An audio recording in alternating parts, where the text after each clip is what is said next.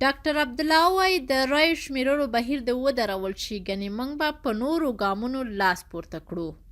د ثبات او امپالنې ټاکنیز ټیم مشر ډاکټر عبدالله په خپلو تازه څرګندونو کې ویلي دي چې د رایو د شمیرلو بهیر د ودرول شي، ګنې دوی به په نورو سوله ییزو لاریونونو لاس پورې کړي.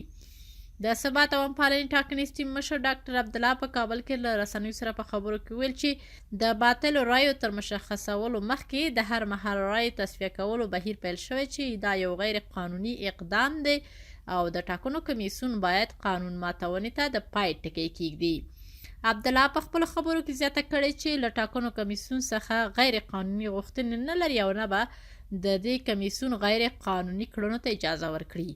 هغه زیاته کړې ده چې د ثبات او امپالنې ټاکنیز ټیم له همدې امله د رایو د بیا شمیرنې له بهیر سره پریکون اعلان کړی او له کمیسیون غواړي چې هر څه زر باید ځینې موارد روښانه او بیا د رایو شمیرنې او تفتیش پیل کړي. هغه په همدې راز په خپل خبرو کې ویلي چې که چیرې د رایو شمیرنې بهیر ونه درول شي، راتلونکي سوله ییز ګامونه به پورته کړي. هغه وایي چې ناپاکې رای باید له سیستم څخه وویستل شي.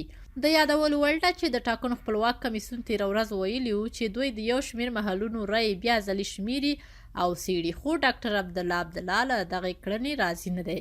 بل لوري بیا د ولسمشر غني په مشرۍ د دولت جوړونې ټاکنیز ټیم په خپله یوه اعلامیه کې ویلي دي چې دوی ته د ټاکنو د پایلو ځنډ نور د منلو وړ نه دی او باید د ټاکنو کمیسیون زر تر زره پایلې اعلان کړي.